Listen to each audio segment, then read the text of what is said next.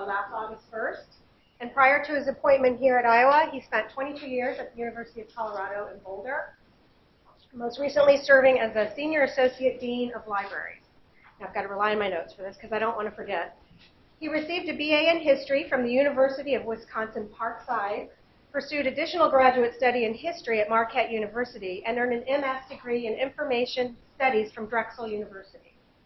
He is the co-author of Managing Information Technology, a Handbook for Systems Librarians, published in 2004, and has presented widely on topics related to library information technology and managing libraries for the future. He was twice elected chair of the International Innovative Users Group and is an active member of the Association of College and Research Libraries. He is also a 2012 alumnus of the Research Library Leadership Fellows Program, sponsored by the Association of Research Libraries. As University Librarian, John leads the libraries in providing exceptional library collections, services, and spaces to the university community. He is currently guiding the libraries through self-study and an academic program review. So please join me in welcoming John.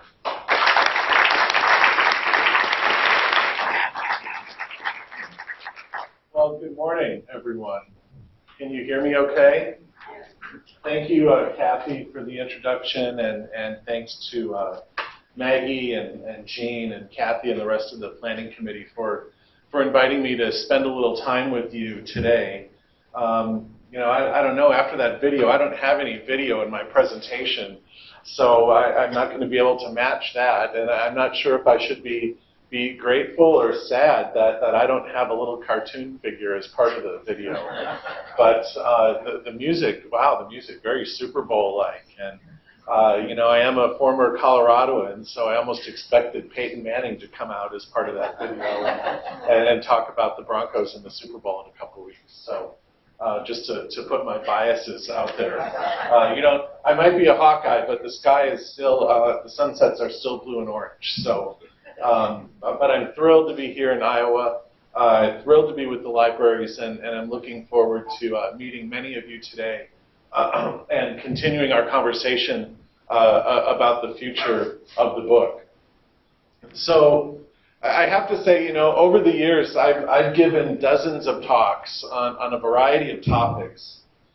Yet in the last several weeks, as I was thinking about this talk and what I was going to say today at Forecast, I really struggled to find focus.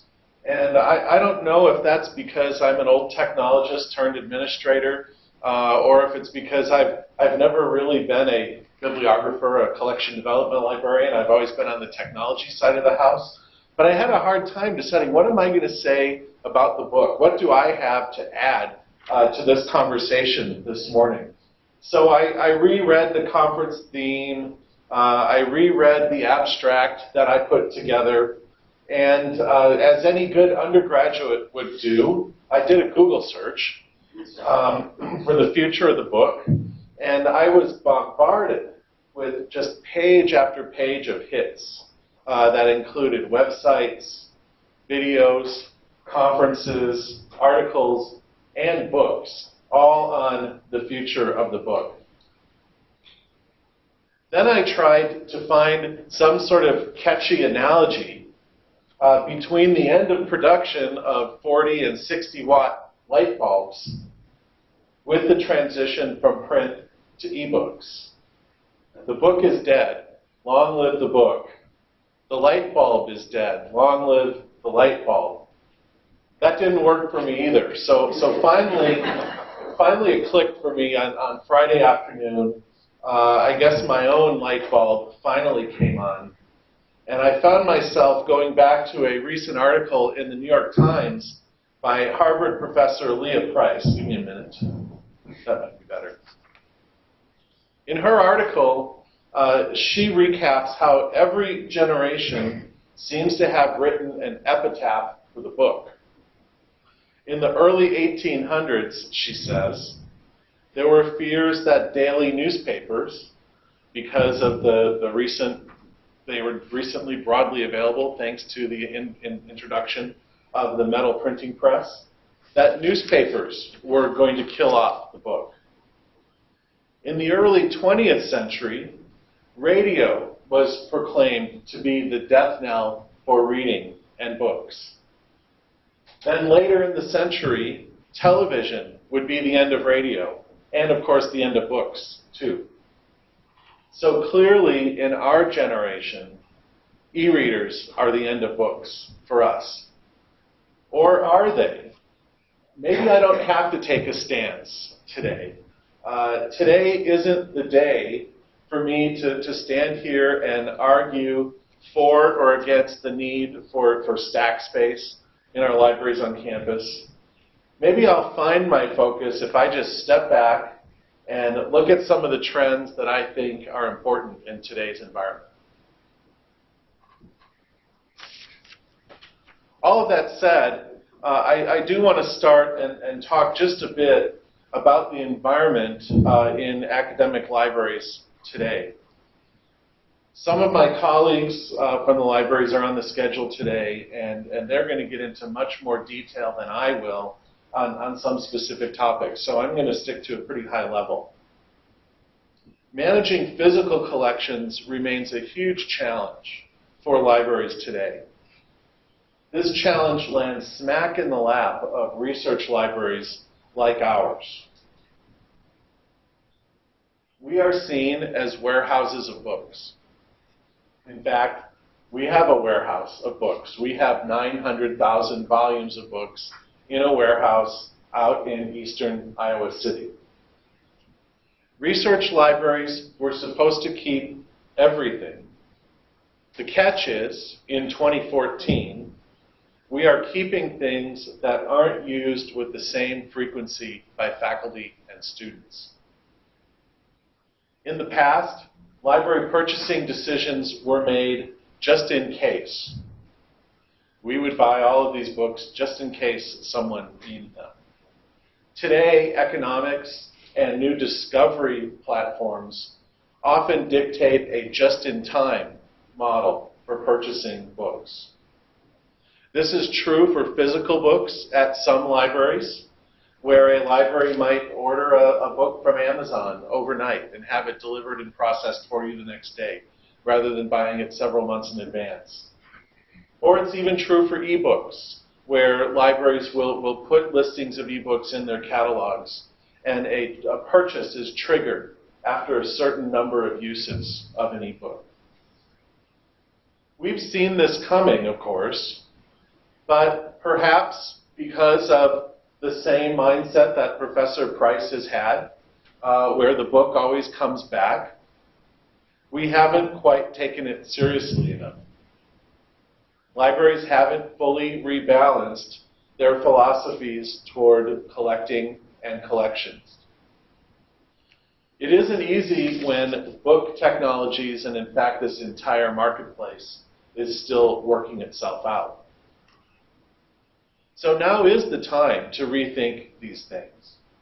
If the academic library is to remain the heart of the campus, which I believe it should, it's going to be because of the librarians and the services and spaces they provide, not solely because of print collections. We are working in an age where it is increasingly important to make strategic decisions about what books remain on site. Just a few highlights, a few statistics so that you have an idea of what's happening with our collections. This is some activity from fiscal 13, so the year that ended in June. And this is really about physical books. This is not about ebooks. I'll leave that for Mike to talk about it later on today. So in terms of circulation, we did check out over 200,000, 215,000 items in fiscal year 13. 42% of those books are checked out to graduate students, and a large chunk of the others are checked out to undergrads and faculty. This is half as much as 10 years ago, but it's still a fairly significant number. That's a lot of paper moving around, 215,000 books. Our numbers are still variable. But in a lot of libraries, this circulation pattern is really starting to flatten out. So I think we're we're sort of at about the pace we're going to see, at least for the foreseeable future. Interlibrary loan is another important part of library services and another important way of making print materials available to library users. Our borrowing numbers, so books that we borrow from other libraries for our patrons, are down over the last 10 years. But our technology has improved so that we are doing a better job of document delivery and delivering particularly journal articles directly to the desktop. Nevertheless, we are still borrowing about 1,000 items per month, print items per month, from other libraries for our users. Likewise, we are still lending a lot of books to other libraries. We are lending about 18,000 books a year to other libraries, and about half of those go to CIC libraries. So I'm going to jump around a bit and talk about a few different topics, and then I'll look forward to some conversation at the end. And I'm going to start by talking a little bit about a research report that was released in the last month or so by OCLC. Many of you are probably familiar with OCLC. OCLC is the provider of the WorldCat database. Libraries rely on OCLC to get cataloging data about books, and then that's how libraries we share that cataloging data, and it's easier to display information about books in local systems like InfoHawk. OCLC has a fairly significant research unit as part of their organization, and they have really been digging deeply into the management of print collections. Their primary research tool is the WorldCat database itself. And I was at OCLC, I don't know, a year and a half ago or so, and they had this huge data center. And WorldCat used to take up an entire floor of this data center, a big 1970s data center. And now WorldCat would pretty much fit right here. So it's just amazing how technology has shrunk what's needed to provide access to 300 million records representing 2 billion library holdings around the world. So this is a large collection of data that OCLC has to work with. This report, Understanding the Collective Collection Toward a System-Wide Perspective on Library Print Collections, I think has a lot of potential to impact the future of print management in libraries.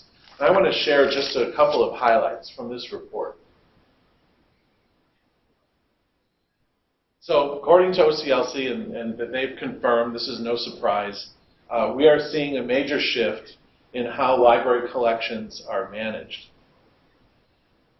There's a shift from an environment of locally managing library collections to an increased reliance on cooperative infrastructure, collective collections, shared technology platforms, and above the institution management strategies.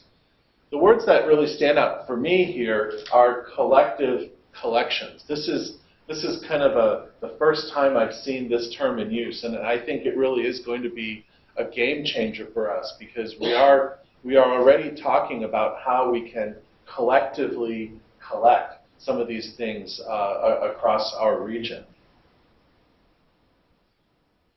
Why? So why now, and why has this happened? Well, one of the things that OCLC points to is Google Books. And I'm going to talk a little about the Google Books settlement later. But Google Books and the Hathi Trust have made it possible to rely on digitized copies of significant portions of the collection, more than ever before. Recent court rulings, even though the appeals continue, are starting to clarify this environment. And this is nearly 10 years after Google Books was first announced. The digital turn. OCLC calls the digital turn the real cost of managing print collections. The real cost of managing print collections continues to increase while the usage of digital resources grows, so that's also kind of a no-brainer, including the use of ebooks. Space, the print collection is seen to be providing less actual value to most faculty and students, and libraries are repurposing space for broader educational and research needs. Evidence of that is the new Learning Commons in the main library. It's a reuse of space for a different need. Agreements between libraries are growing, whether it's locally, regionally, or even growing national consortia are developing strong models of shared management of print collections. So the old argument was, I have to browse the shelves. You have to keep all this stuff because of the serendipity of discovery. I can go and look through the books on German history, or I can look through the books on educational methods. I can go and look through the books on music, and I'm going to find something that I didn't find through your discovery platform. Well, anyone who thinks they're browsing the stacks today and getting the full range is really very misguided, because we just, for years, the full range of materials haven't been there. Whether some were available, some were in storage, some may have been e-only, some may have been available through shared agreements. So this argument no longer works about browsability. I want to highlight an initiative that we are beginning, and we are going to announce this to the campus shortly after the semester begins. So this is a bit of a preview.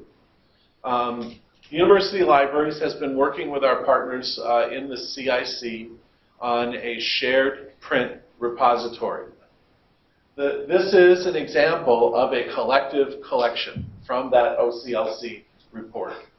The CIC libraries have agreed, with the help of Indiana University, who has a storage facility in Bloomington, to create a shared print repository at that facility. We're going to start with journals, and the idea is to store a complete set of a print run of journals in that storage facility in Bloomington, and all of the CIC libraries can rely on that print run as their copy of last resort. So we're only looking at journals for which we have perpetual access to the full run electronically. If we have perpetual electronic access to these journals, we are going to rely on this shared collection at Indiana, and we are going to start to withdraw those journal volumes locally. We have many of these journals stored in our Hines Road facility. Since moving these journals out to Hines Road, if we have an electronic surrogate, we haven't retrieved one of those since moving them out there. So we need to embrace the collective collection, and we need to re-strategize how we use our space. And the shared print repository is a start toward this. Only other libraries in the collective can ask to have the print volumes sent back to them. So the print that we're storing in Indiana will only be available to CIC libraries. But hopefully, if we really needed something, we'd be able to scan it and deliver an article to someone's desktop rather than having to send the whole journal back. So it really is a collection of last resort. So in an age when Amazon Prime will deliver items to you for free in 2 days to your home, is this a business model that faculty and students are prepared to accept?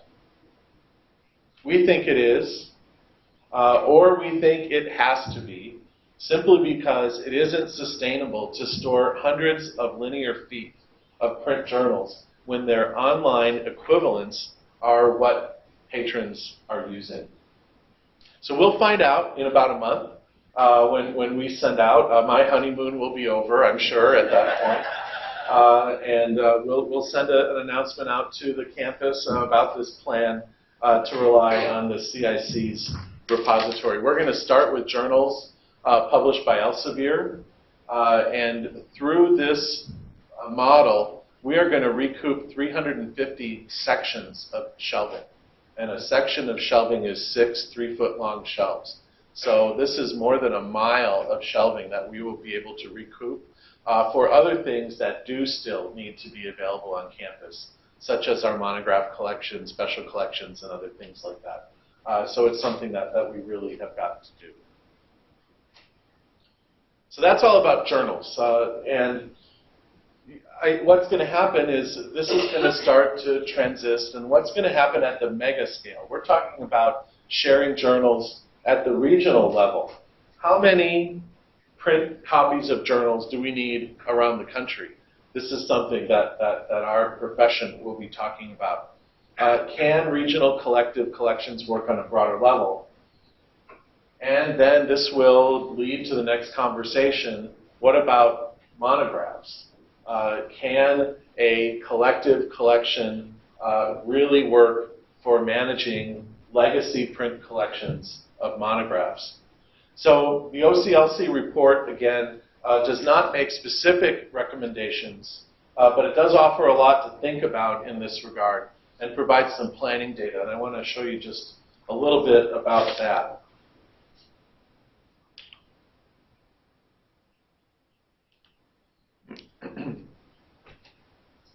One chapter of this report includes some fascinating research based on a geographical framework called mega regions.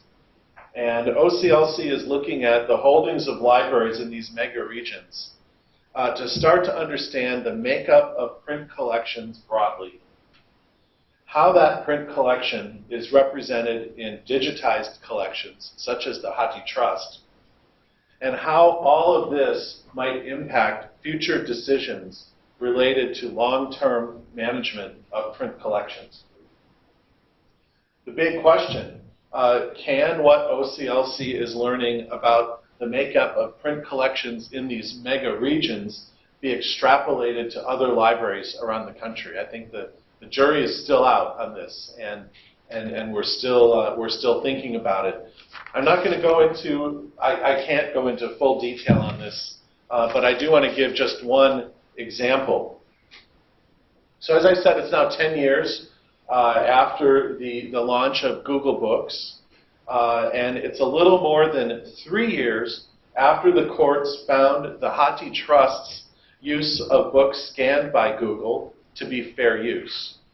That court ruling is why you can go to the Hathi Trust as a member of the Iowa community and get access to the full text, the digitized equivalent of a book in the Hathi Trust. Have we reached a point where it's possible to rely on these digitized copies of significant portions of the collection? So using WorldCat data, OCLC developed this chart that shows the percentage of books in a mega region that are also part of the Hathi Trust digital library. So from a low of approximately 14% in the Boston, Washington region to a high of 33% in the Phoenix region, on average, about 20% of books within the mega regions are also in Hathi. That's a fairly sizable percentage when we're talking about what is available in the digital world. So what are the implications for the print collection at Iowa if this is indeed the case? Can we assume that 20% of our print holdings have digital surrogates in Hathi? How will this affect print retention decisions? Do we withdraw the print and rely on the digital surrogates, like we're doing with journals? Do we forge a CIC shared print repository agreement for monographs? How many repositories are needed nationally? These are all huge questions, and we are really just at the beginning. And this afternoon, I'm attending a webinar.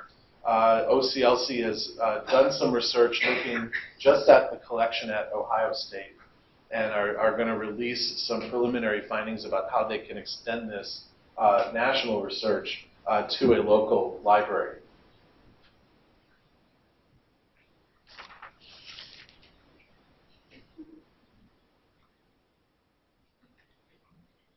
The live stream must be off. So if you are interested in these sorts of bibliometrics, I'd advise that you take a look at this OCLC report. It really is pretty fascinating. And there's a site here. I can get it out to folks after the fact. So what about Google Books? Let's talk about Google Books just for a little bit. And how many of you are familiar with the Google Books project? About half. So what about Google Books, and why is the ongoing legal battle regarding Google Books so important?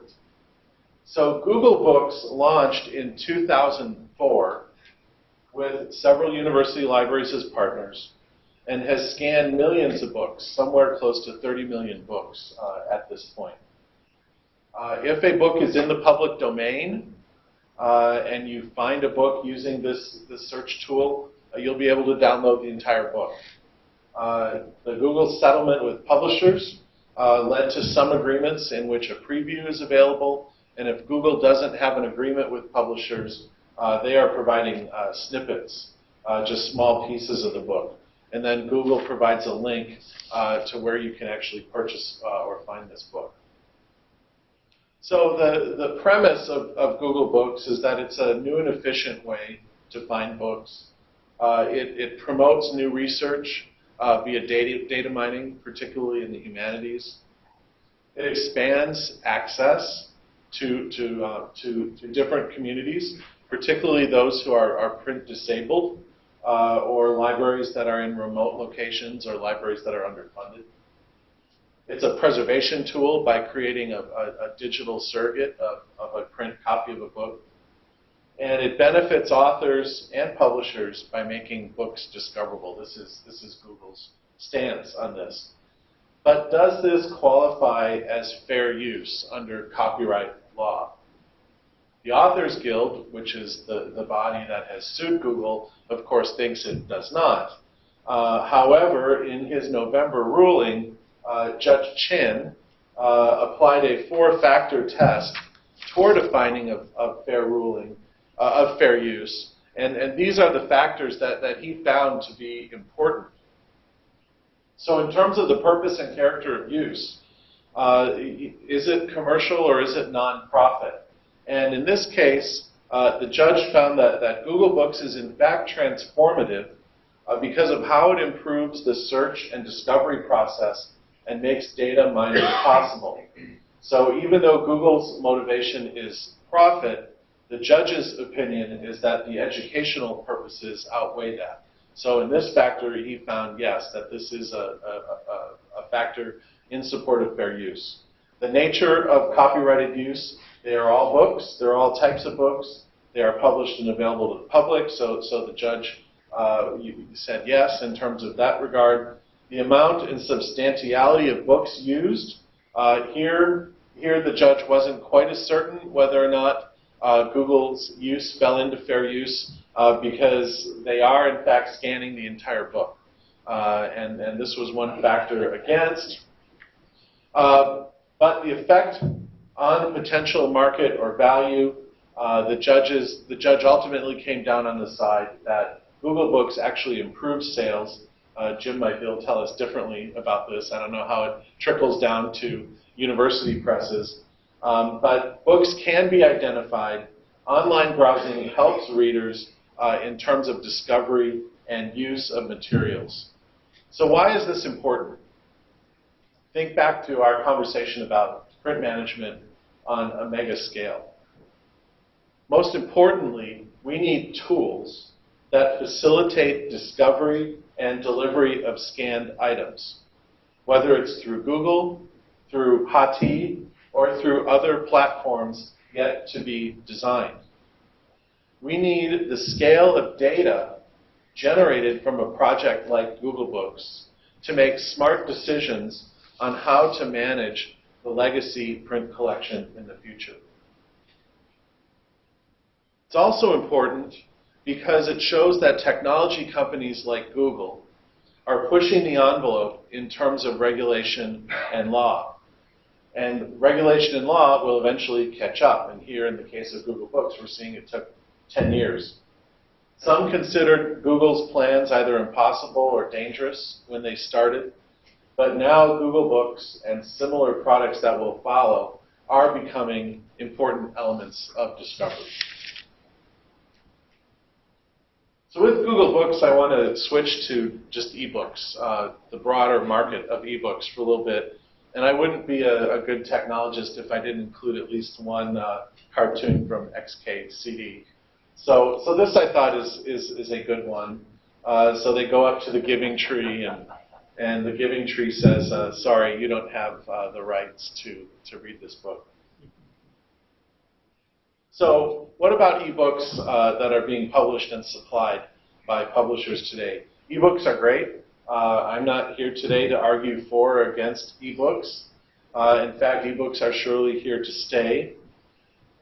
But when we in the libraries have access, we even have access to more than 800,000 ebooks in the libraries. But are ebooks really ready for prime time, particularly in the academic environment? I do want to point out Copyright Week. So this is Copyright Week. It's sponsored by the Electronic Frontier Foundation, which is a nonprofit organization that champions and defends the full range of digital rights, from privacy and piracy to innovation and fair use. During Copyright Week, which is this week, they've been highlighting a different theme each day. And today's theme was particularly apropos to our conversation. It's you bought it, you own it. When we're talking about ebooks, and one of the more significant challenges surrounding ebooks is your right or your lack thereof to control or manage an ebook in the same way you might a physical book. If we truly owned ebooks in the same way that we own paper books, we probably wouldn't be talking about this today. You could buy an ebook and read it on your Kindle or your Nook.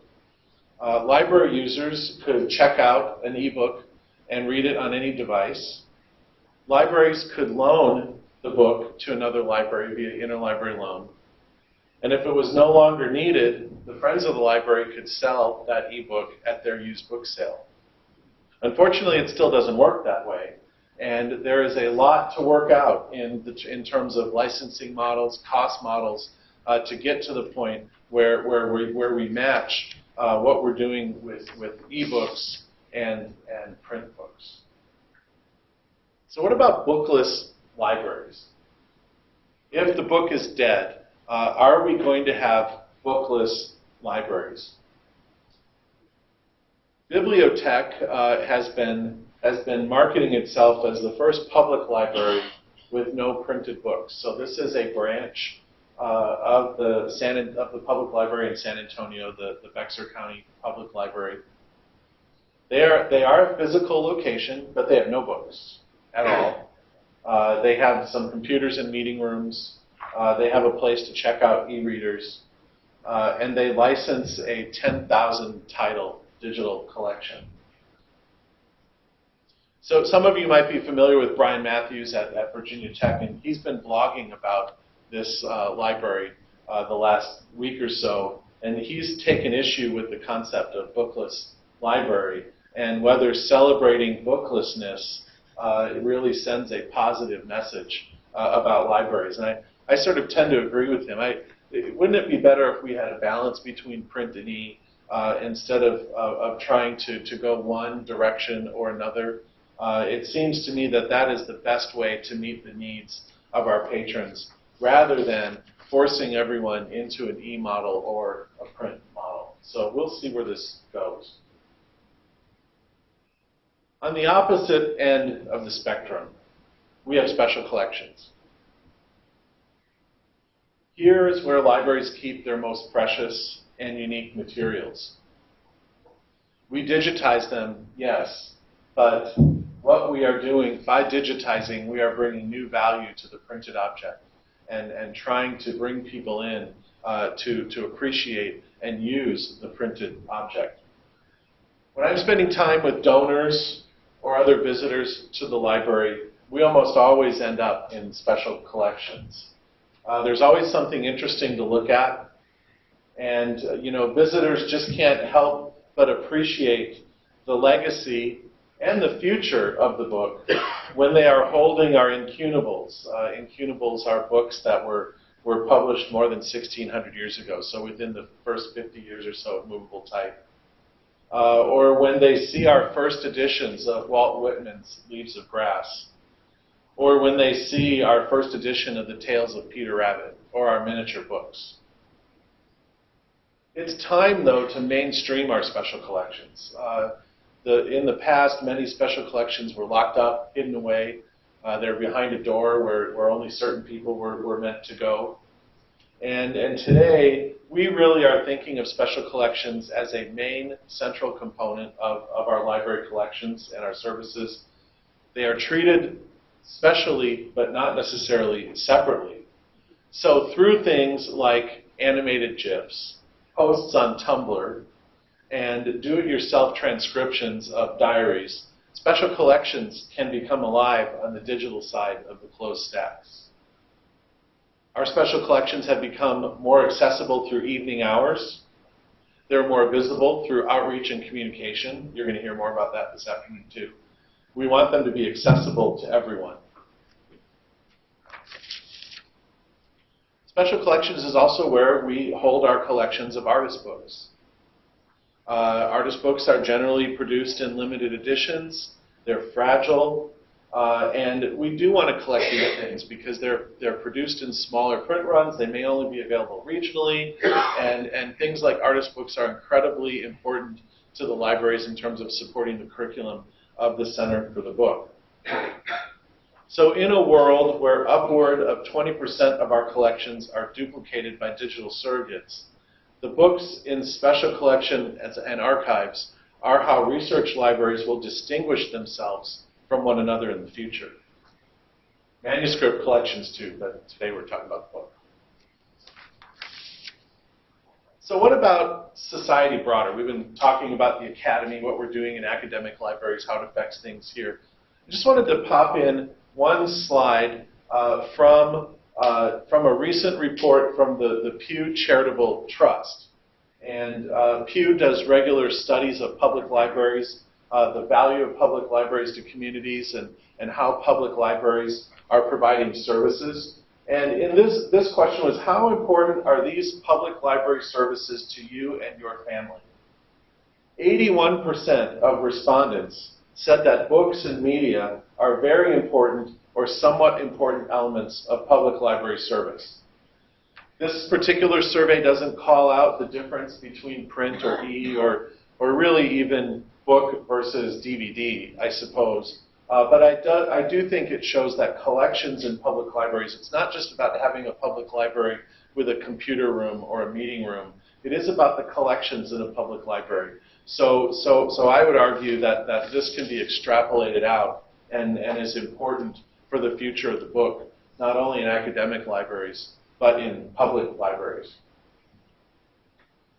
So if all else fails, perhaps Amazon will be successful with its Prime Air drone experiment. You've probably seen this in the news recently. Maybe there will be a Super Prime membership, which will deliver a lovely printed-on-demand trade paperback to your doorstep within hours of ordering it. Or maybe the parcel will contain a brand new Kindle. So as I wrap up here, I'm trying to think, so did I ever find my focus? Have I helped you focus? I'm pretty confident that I didn't deliver solutions today, but I hope that I shared some things to give you more to think about. And in closing, I'm going to borrow this computing term. Maybe an infinite loop is the best analogy to the dilemma of the book. An infinite loop is a series, it's a computer code that loops endlessly, either due to the loop having no terminating condition, no condition that can ever be met, or a condition that starts the loop to start over, causes the loop to start over. Those of you who started out with, old computers, old Apple computers, a lot of times you would end because you'd crash your programs because of an infinite loop. It's even the address of Apple out in Cupertino. As our community makes decisions about which library books to store on site, which e-reader platforms to adopt, or how to integrate e-texts into the curriculum, or even decides what the right balance of these three might be, perhaps we can think of this image of an infinite loop and continue to embrace the mantra, the book is dead, long live the book. Thank you.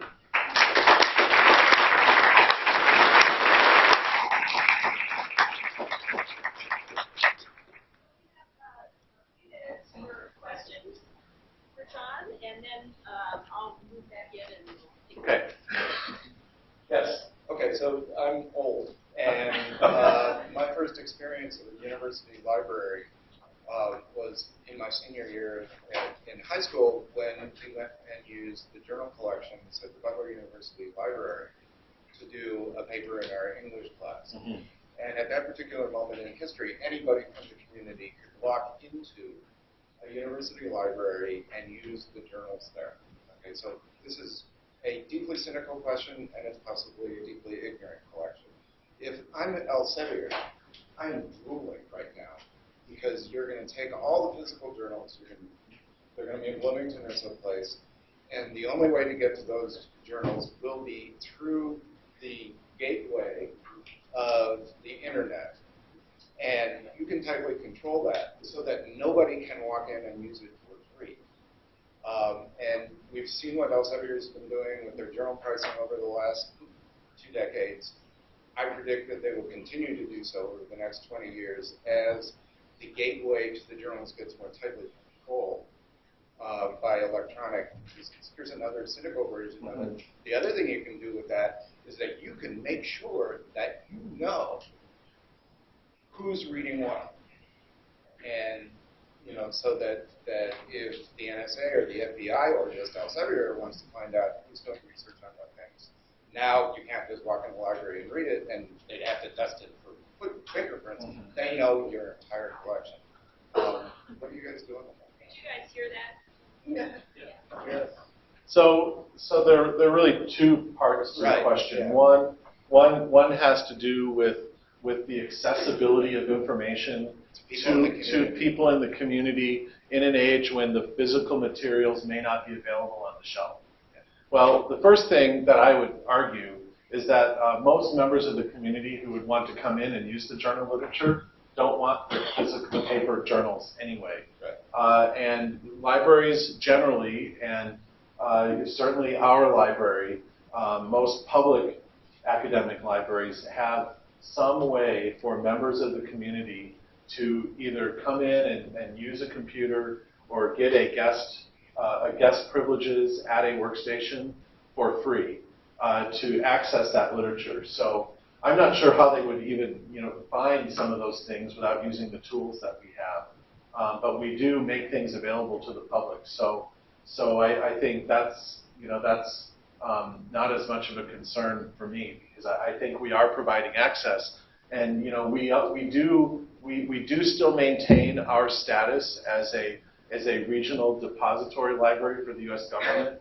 So not only do we have the commitment to make the purchased resources available to the community, we are also maintaining the commitment to make free government resources available to the broader community. With regard to what the publisher is going to do with the information and FBI searches and security, I think we have license agreements that lay out the reasonable use of data regarding usage, and we just have to rely on that. It's really the best we can do, because there's just no way possible to manage. Many of these journals aren't even printed anymore. So the things that we're talking about sending off-site are older bound journals. For most journals, we don't even receive a physical copy anymore. So it's two separate worlds, I think.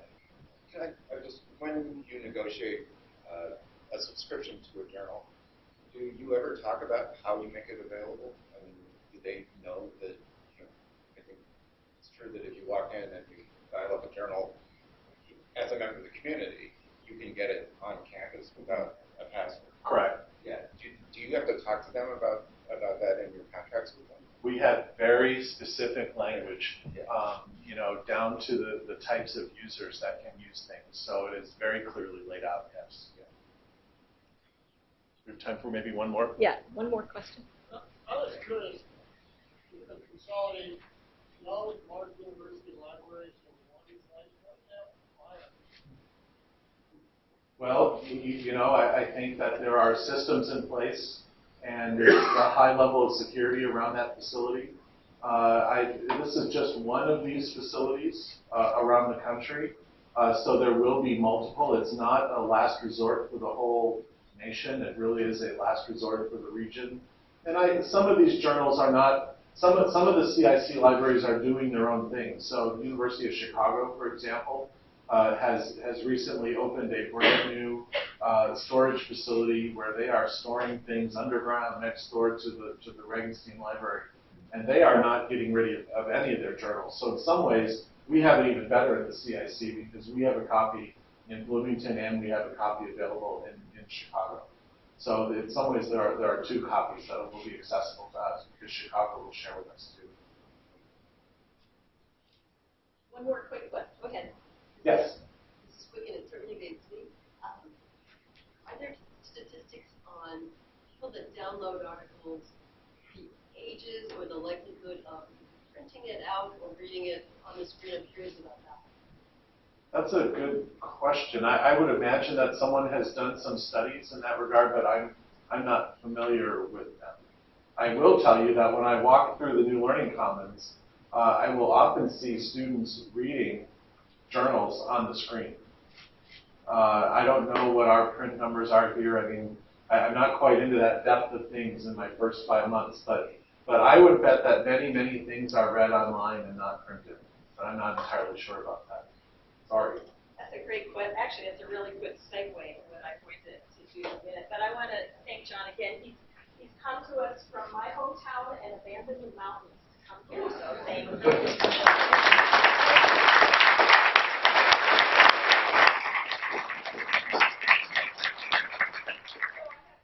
Question. How many of you read e-texts on the screen? Okay. How many of you use them, assign them in your courses? How many of you have written one? Okay. And Frank, 0.